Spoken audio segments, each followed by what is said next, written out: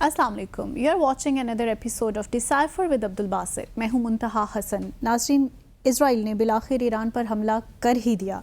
क्या अब ईरान जवाबी कार्रवाई करेगा? मज़ीद क्या ऑप्शंस मौजूद हैं ईरान के पास? इसके अलावा आज के एपिसोड में हम करतारपुर कॉरिडोर पर भी बात करेंगे, जिसको शुरू हुए 5 साल का अरसा गुजर गया। क्या कॉरिडोर अपने मकासद हासिल करने में कामयाब रहा? इसी पर बात करने के लिए हमें टेलीफोन लाइन पर ज्वाइन करेंगे साबिक MPA महिंदर पॉल सिंह। और शो के आखिरी हिस्से में हम भारत और चीन के माबैन होने वाले मुआहिदे पर, जो कि हाल ही में तय पाया है, उस पर कुछ बात करेंगे और ये जानने की कोशिश करेंगे कि क्या वाकई अब बर्फ पिघल चुकी है। So let's begin the show. Welcome Basit साहब। थैंक यू मुंतहा। बिस्मिल्लाहिर्रहमानिर्रहीम और डिसाइफर देखने वालों को अस्सलाम वालेकुम। सो बासित साहब, इजराइल ने लगभग 25 दिन की तवील सोच विचार के बाद अब ईरान पर हमला कर ही डाला। सो आप क्या समझते हैं, अभी ईरान अपने हिस्से की जवाबी कार्रवाई करेगा? देखिए, पहले तो ये समझना ज़रूरी है क्योंकि यकम अक्टूबर को ईरान ने हमला किया था। उसके बाद से अब 25 दिन, जिस तरह आपने कहा, बिल्कुल हो गए। और उसके बाद ये इसराइल होना तो था। हमने जिस तरह डिसाइफर ने पहले भी डिस्कस किया था कि कुछ ना कुछ कार्रवाई ज़रूर होगी, लेकिन उस वक्त भी हमारा ख्याल यही था कि जो रिस्पॉन्स होगा, जो रिएक्शन इसराइल का आएगा, वो लिमिटेड होगा, थोड़ा सा उसमें बिल्कुल नपतुला, ताकि ज़्यादा नुकसान ना हो। और तो वही हुआ। इसराइल ने बाकायदा प्लानिंग के साथ कुछ मिलिट्री फैसिलिटीज़ को टारगेट किया, शिराज में, तेहरान में, लेकिन कोई ऐसा बहुत बड़ा नुकसान नहीं हुआ। जिस तरह के ईरान ने भी इसराइल पर हमला किया था, 200 के करीब मिसाइल दागे थे, लेकिन वो भी नुकसान कोई ज़्यादा ज़मीन पे नहीं हुआ। सही। तो मेरा अपना ख्याल ये है कि ईरान की एक बहुत बड़ी कामयाबी है इसमें, क्योंकि ईरान, अगर आप देखिए तो यकम अप्रैल के बाद उसकी सफारतकारी में हमें एक रोबस्टनेस नज़र आई। उनके फॉरेन मिनिस्टर अब्बास अरागची अरब दुनिया में भी ट्रैवल करते रहे। बिल्कुल। और उसके बाद फिर हमने ब्रिक्स में भी देखा मसूद पेज़ेश्कियान का जो वहाँ तकरीर थी। और फिर जो है काफ़ी एक लिहाज से उन्होंने ये मैसेज कन्वे कर दिया था कि अगर इसराइल ने हमारी ऑयल फैसिलिटीज़ को टारगेट किया या हमारी न्यूक्लियर फैसिलिटीज़ को, तो उसके कॉन्सिक्वेंसेस बहुत संगीन होंगे। तो ये बात, जो मैसेजिंग थी, बड़ी सही थी ईरान की। सही। उसमें किसी किस्म का आप कह सकती हैं कि कोई इनडिसाइसिवनेस नहीं थी। राइट। बड़ा क्लियर मैसेज इसराइल को पहुंच गया था, और साथ साथ अमेरिका को भी उन्होंने मैसेजिंग कर दी थी। इसीलिए आप देखिए तो एंटनी ब्लिंकन ने जो विज़िट किया अभी हाल ही में, तकरीबन 11वां विज़िट था उनका इसराइल। वो आए, मकसद तो वो कहते हैं ना कि सीज़ फायर था, सीज़ फायर भी होगा। वो चाहते हैं कि एक टेम्प्रेरी, जिस तरह हमने पहले भी डिस्कस किया है, कि एक टेम्प्रेरी सीज़ फायर हो जाए, बाइडन की थोड़ी सी और कैमला हैरिस को थोड़ा सा पॉलिटिकल बूस्ट मिल जाए उसकी वजह से, इलेक्शंस में जो आने ही वाले हैं। तो टेम्प्रेरी सीज़ फायर की बातें तो हो रही थी, लेकिन मेरा अपना ख्याल ये है कि ज़्यादातर जो डिस्कशन नेतन्याहू के साथ एंटनी ब्लिंकन की हुई होगी, वो इसी मामले पे हुई होगी कि जो इसराइल अटैक करने जा रहा है वो किस किस्म का होगा। सही। क्योंकि इस वक्त देखिए इसराइल की भी अपनी लिमिटेशंस हैं। बाज़ लोग ये कहते हैं, और मैं किसी हद तक इस बात से इत्तेफाक करता हूँ, कि इस वक्त नेतन्याहू का मामला ये है कि वो इस जंग को न सिर्फ तवालत देना चाहता है, बल्कि उसको वसी भी करना चाहता है, उसका जो दायरा कार है। हाँ, तो लेकिन उसमें ईरान अभी शामिल नहीं है। ये बात हम पहले भी कई बार कह चुके हैं। ईरान पे अभी वो नहीं चाहता कि ईरान को इस स्टेज पे वो इंगेज करे डायरेक्ट। अभी भी मेरा अपना ख्याल यही है। वो कैसे? वो इसलिए कि देखिए, अभी उसकी जो है ना, सारा जो फोकस इस वक्त है, ईरान की जो प्रॉक्सीज हैं वो हैं। जिस तरह हमास हो गया गज़ा में, लेबनान में हिजबुल्लाह है, या शाम और इराक़ में, या इस्लामिक जिहाद भी है गज़ा में, और हूतीज़ हैं। अच्छा, हूतियों के मामला ये है कि उनको तो अभी पिछले दिनों जो है ईरान के हमले के बाद UK और US ने बहुत हैवी बम्बार्डमेंट की है वहाँ पे, ख़ास तौर पे हुदैदा पोर्ट पे। तो हूतियों को भी एक मैसेज गया है कि अगर आपने इसराइलियों के ख़िलाफ़ कोई और एक्शन लिया तो फिर या कमर्शियल जो नेविगेशन है اس کو ہٹ کیا تو آپ کے لیے بہت سیریس کانسیکوینسز ہوں گے. تو ایران کی اس حد تو میں سمجھتا ہوں کہ سفارتی کامیابی ہوئی کہ جو اسرائیل نے ابھی حملہ کیا ہے وہ بھی بڑا میجرڈ تھا, اس میں کوئی بہت زیادہ نقصان نہیں ہوا, اور جو ایران کے اہداف تھے یا ایران نے جو کچھ بھی سوچا تھا اسی طریقے سے ہوا, آپ یوں کہہ لیجئے. تو یہ ایک لحاظ سے ایران کی سکسیس سٹوری ہے. دوسری طرف یہ بھی تو ہے کہ اسرائیل کی ناکامی ہے, حملہ بھی کر لیا اور ناکام بھی ہو گیا. نہیں, اسرائیل کی ناکامی بھی اس لیے نہیں ہے, اسرائیل کیونکہ اسرائیل بھی میرے حساب سے نہیں چاہتا کہ ایران ڈائریکٹلی انوالوڈ ہو. کچھ لوگوں کا خیال تھا, بہت سے لوگ یہ کہتے ہیں کہ جی اسرائیل چاہتا ہے کہ ایران کے ساتھ ڈائریکٹ ہو تاکہ امریکہ بھی انوالوڈ ہو, ایران کسی طور امریکی جو ٹروپس موجود ہیں خلیجی ممالک پہ ان پہ حملہ کرے گا تو ایک بہت بڑی جنگ ہونے کا خطرہ ہے. لیکن اس جنگ میں کیا ہوگا, اس میں اسرائیل کو دیکھیے کوئی براہ راست فائدہ نہیں ہوگا. ٹھیک ہے ایران کو نقصان پہنچے گا, ممکن ہے کہ اس کی نیوکلیر فیسلٹیز کو بھی برباد تباہ کر دیا جائے, لیکن اسرائیل کے لیے جو امیجیٹ تھریٹس ہیں نا وہ ایران اس وقت نہیں ہے. ایران کا نیوکلیر پروگرام تو ہے لانگ ٹرم میں, اصل جو اس کو تھریٹس ہیں وہ یہ ہیں, حماس تھا وہ اب تقریباً ختم ہو گیا, اصل تھریٹ جو اس کو بھی ہے وہ حزب اللہ سے ہے, کیونکہ حزب اللہ سے ابھی وہ جو توقعات تھیں کہ وہ 2-3 ہفتوں میں حزب اللہ کو بھی تباہ کر دے گا وہ ہوا تو ہے کسی حد تک, کیونکہ جو حسن نصر اللہ کے پوٹینشل سکسیسر تھے ان کو بھی شہید کر دیا گیا. تو اس وقت ایک ویکیوم تو حزب اللہ میں بھی موجود ہے, لیکن حزب اللہ کے پاس کیپیسٹی بھی موجود ہے کہ وہ اسرائیل کو تل اویو پہ بھی حملہ کر سکے ڈائریکٹ, اور جو نارتھ اسرائیل ہے وہاں بھی حیفا جو پورٹ ہے یا سٹی ہے وہاں بھی حملہ کر سکے. تو اصل جو معاملہ ہے اس وقت ایران کے اسرائیل کے لیے ایران نہیں ہے, ایران کو یہ مجبور کرنا ہے اسرائیل کا جو آبجیکٹیو ہے کہ وہ جو اپنی سپورٹ ہے حزب اللہ کے لیے اس کے ہاتھ کھینچے. اور یہی بات وہ ہوتیز کے بھی لیے بھی چاہتے ہیں, اس میں سعودی عرب بھی شامل ہے, کیونکہ سعودی عرب بھی چاہتا ہے کہ یمن میں جو ہے نا ایک سول وار وہاں پہ بڑے عرصے سے چل رہی ہے ہوتیوں کی, اور جو منصور ہادی شاید ان کا نام ہے جو صدر ہیں جو ایگزائل میں ہیں اس وقت اور شاید سعودی عرب میں ہی رہتے ہیں, تو وہ ٹسل بھی چل رہی ہے یمن اور سعودی عرب کے درمیان بھی. تو سعودی عرب کی بھی کہیں کہیں ایک خواہش ضرور ہے کہ ہوتیوں کو بھی نشانہ بنایا جائے اور ان کو ویک کیا جائے. دوسری طرف جو دوسرا معاملہ ہے وہ عراق اور سیریا کا ہے, کیونکہ آپ نے دیکھا کہ اسرائیل نے ایران کے ساتھ ساتھ شام اور عراق میں بھی اٹیک کیا, تو ان کی اس وقت جو امیجیٹ جو ہے نا وہ ایران نہیں ہے تھریٹ اگین, کیونکہ ایران کا ان کو پتہ ہے کہ لانگ ٹرم تھریٹ تو ہے, اگر ایران نیوکلیر ویپنز پاور بن جاتا ہے, اسٹیٹ بن جاتا ہے تو پھر تو بہت بڑا خطرہ ہے. لیکن وہ ہمیں پہلے بھی ڈسکس کر چکے ہیں کہ ابھی وہ وقت نہیں آیا ایران کے لیے کہ وہ ایسا اقدام لے. اچھا, اب معاملہ کچھ یہ ہے کہ ایک طرف دیکھیے نا یہ ایران کے لیے بھی تو پرابلمز ہیں نا, ایک تو اکنامکلی سینکشنز بھی لگی ہوئی ہیں, اکنامک سینکشنز ہیں, گو کہ برکس کا وہ ممبر بھی بن گیا ہے, ایس سی او کا ہی ممبر بن گیا ہے, روس, چین, نارتھ کوریا وغیرہ کے ساتھ تعلقات بڑے اچھے ہو گئے ہیں. پھر پچھلے سال ریپروشما بھی ہو گیا سعودی عرب کے ساتھ, ڈپلومیٹک ریلیشنز استوار ہو گئے, بحال ہو گئے. تو یہ بھی چیزیں اچھی ہوئیں ایران کے پرسپیکٹیو سے. لیکن ایران ابھی جو ہے نا بہت سے مغربی دنیا کی, خاص طور پہ امریکہ, اسرائیل کی تو یہ خواہش ہے نا کہ اندر سے کوئی تبدیلی آ جائے, اور یہ پاسبل بھی ہوتا ہے, ایسی کوئی بات نہیں ہے کہ ممکن نہ ہو. کیونکہ دیکھیے انقلاب, آپ اگر 85-88 میں ماسکو میں تھا اس زمانے میں جب سوویت یونین تھا, تو کسی کے ذہن میں بھی نہیں تھا کہ 1991 میں سوویت یونین ایگزسٹ نہیں کرے گا, سوویت یونین سے رشیا بن جائے گا. حالانکہ ہم وہاں پہ پوسٹڈ تھے, لیکن ہم یہ اینٹیسپیٹ نہیں کر پا رہے تھے, کوئی بھی نہیں کر پا رہا تھا فار دیٹ میٹر, نہ امریکہ اینٹیسپیٹ کر پا رہا تھا نہ کوئی اور, کہ جی یہ جو ہے سوویت یونین دنیا کے نقشے سے ہی مٹ جائے گا 1991 میں, اور اتنی 15 ریپبلکس بن جائیں گی.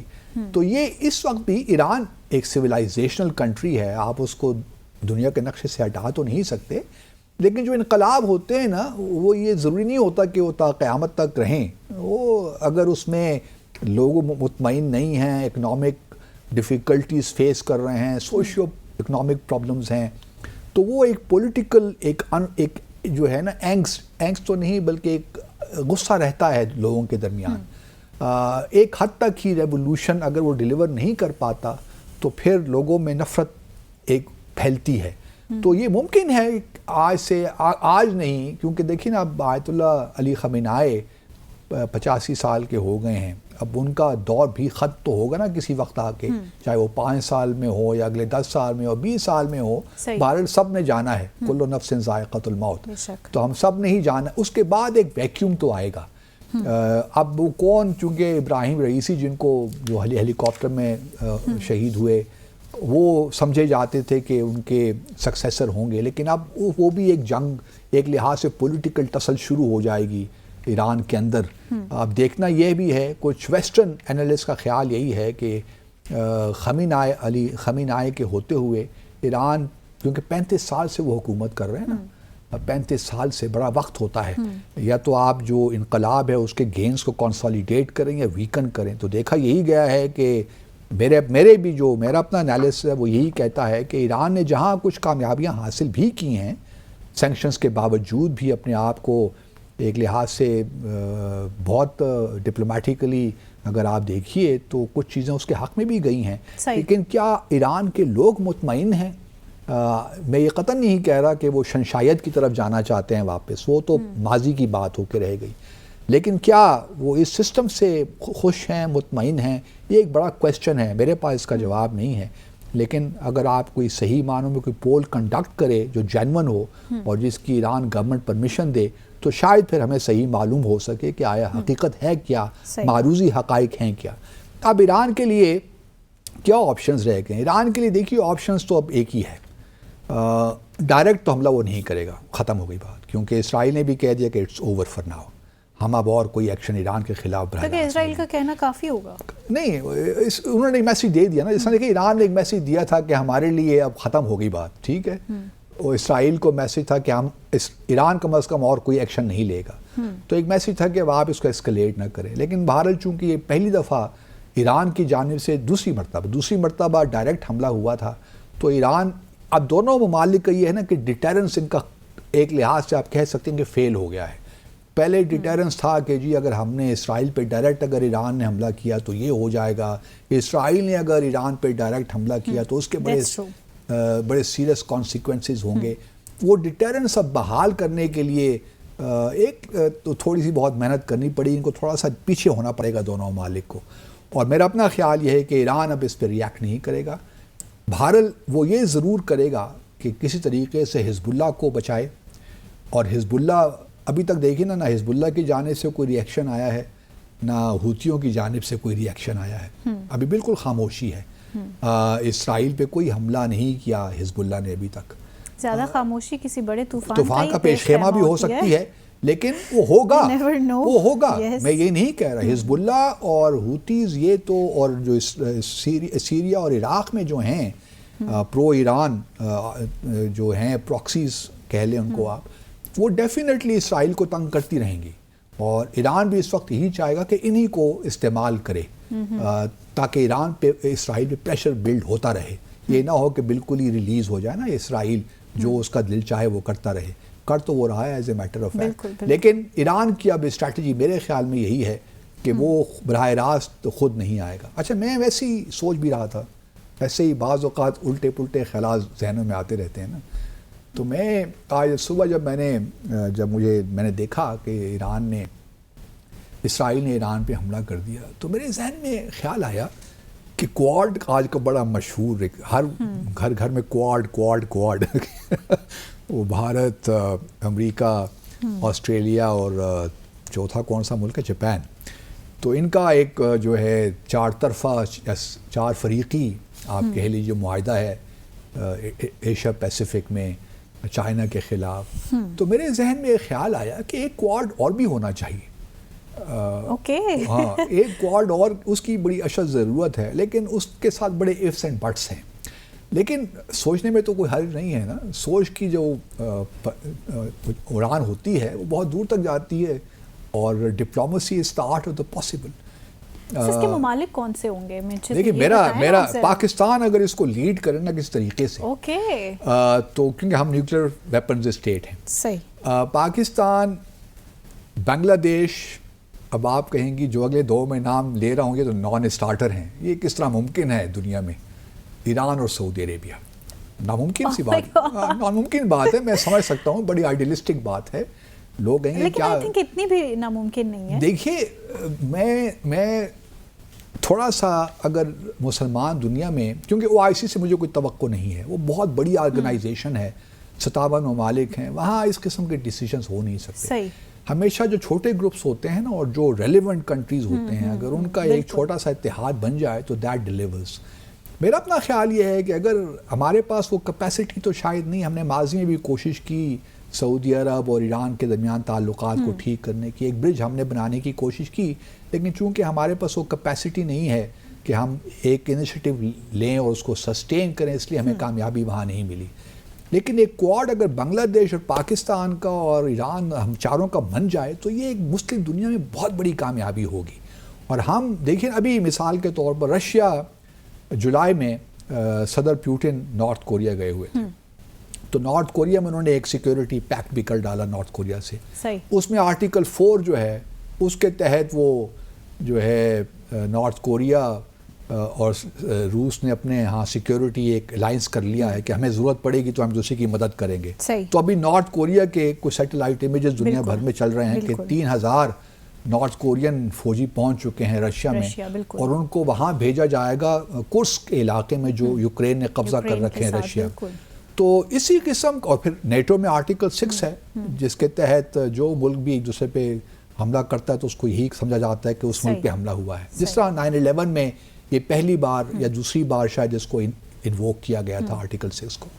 तो इस तरह एक क्वाड इधर भी हो सकता है, लेकिन इसके लिए बड़ी मेहनत की ज़रूरत है, एक सस्टेन्ड मेहनत की ज़रूरत है। सबसे बड़ा इसराइल तो नहीं सर, इसका बिल्कुल क्रिटिक इसका सबसे बड़ा तो यही है कि ये क्वाड बनने दिया जाएगा अमेरिका, भारत, इजराइल की जानिब से। यही मामला है ना, इसी को इसार को तोड़ना है ना, असल मामला यही है। फिर असल जो प्रॉब्लम्स हैं वो तो ये है कि जो है सऊदी अरब और ईरान के दरमियान इतना मिसट्रस्ट है, क्या वो दूर हो पाएगा? क्या ईरान हुतीस से अपना हाथ उठा देगा और यमन में कम से कम जो सिविल वॉर कितने अरसे से चल रही थी वो ख़त्म होगी और वहाँ पे कोई ऐसा एक मैकेनिज़्म आए जो सऊदी अरब को भी एक्सेप्टेबल हो या सऊदी फ्रेंडली भी हो, क्योंकि हुतीस को सऊदी फ्रेंडली नहीं समझा जाता। तो कोई ऐसा एक मैकेनिज़्म यमन में अगर आ जाता है ना तो वो बड़ा ज़बरदस्त हो जाएगा। और ये क्वाड का और बांग्लादेश और पाकिस्तान, तो मुझे खुशी हुई कि कॉमनवेल्थ से जो हो रही है हेड्स ऑफ गवर्नमेंट की मीटिंग, वहाँ पे हमारे जो वज़ीर ख़ारजा हैं तौहीद हुसैन साहब जो बांग्लादेश के वज़ीर ख़ारजा, हमारे वज़ीर ख़ारजा की मुलाकात भी हुई। तो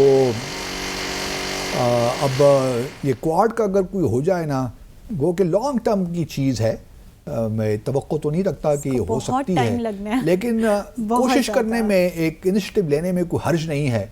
बट ये होगा, ये पस बढ़ता होगा, सब चीज़ें बिहाइंड द सीन्स।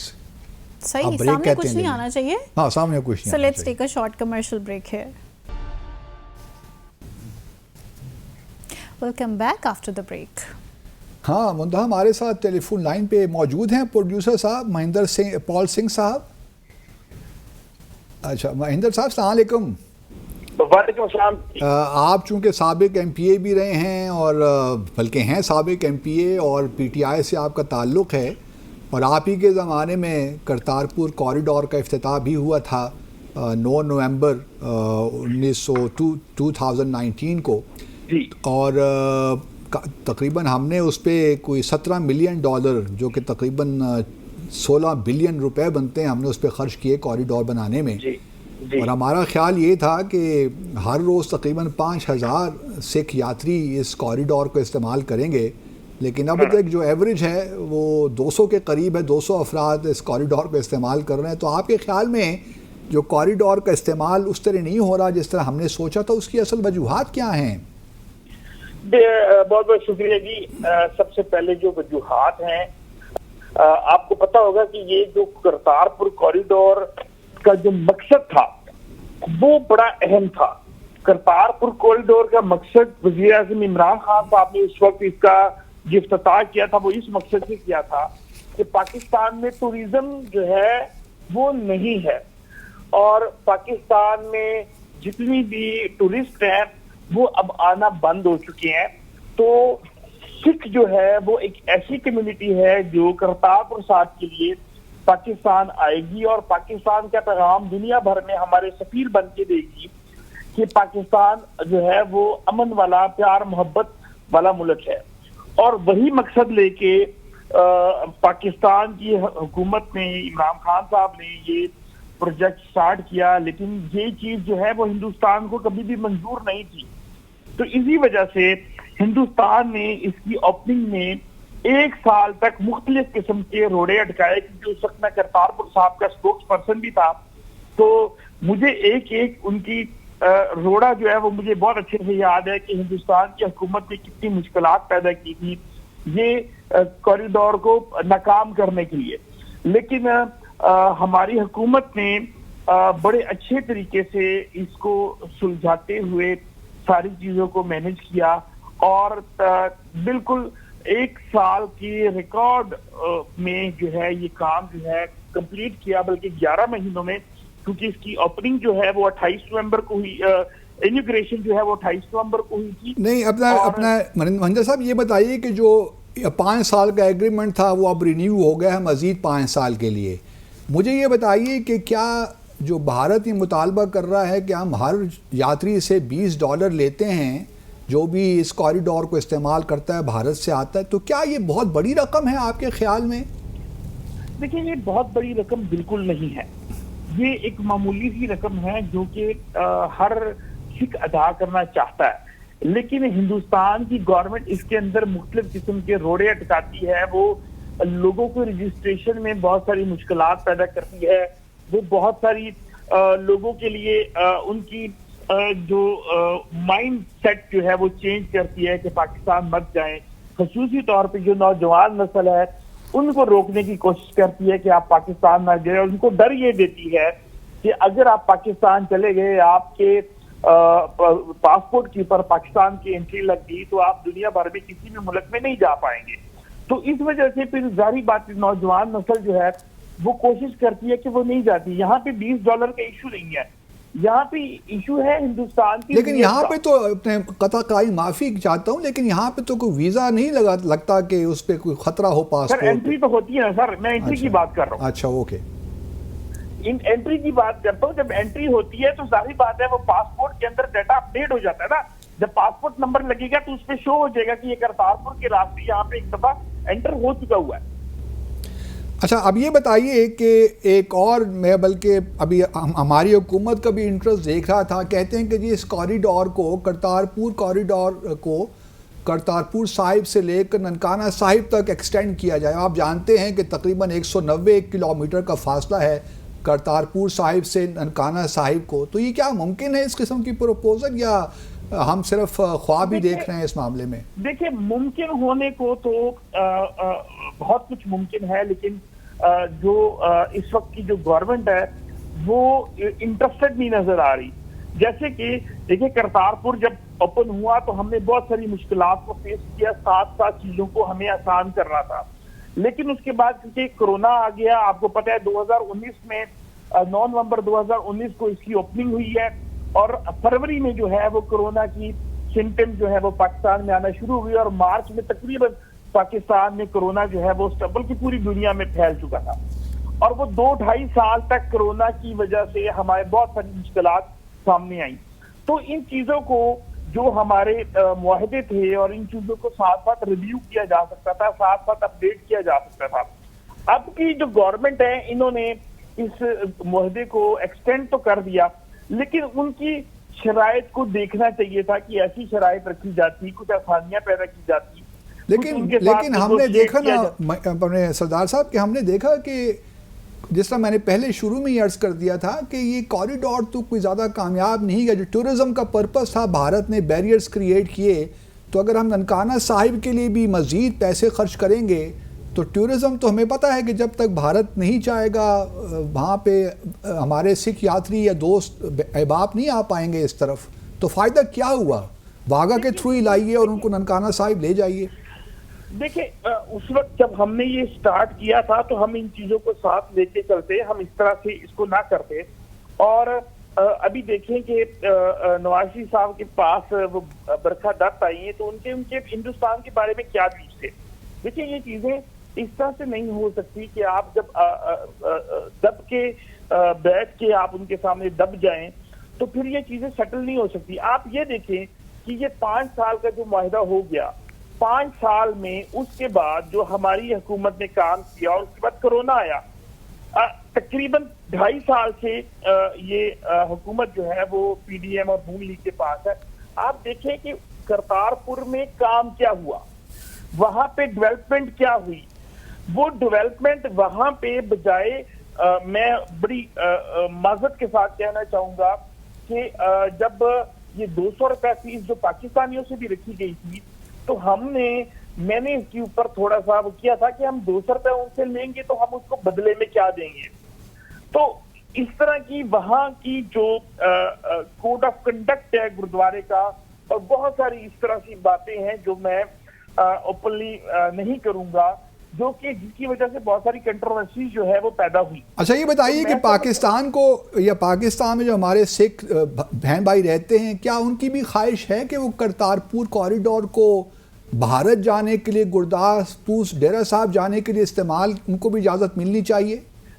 دیکھیں ہمیں جو کرتارپور کی اس پہ ہے, یہ جو 1 دن کا وہ ہے ٹور, اس کو میں سمجھتا ہوں کہ اگر 3-4 دن کے لیے کیا جائے تو پھر یہاں کے لوگوں کی بھی خواہش ہوگی اور وہاں کے لوگوں کی بھی خواہش بڑھ جائے گی.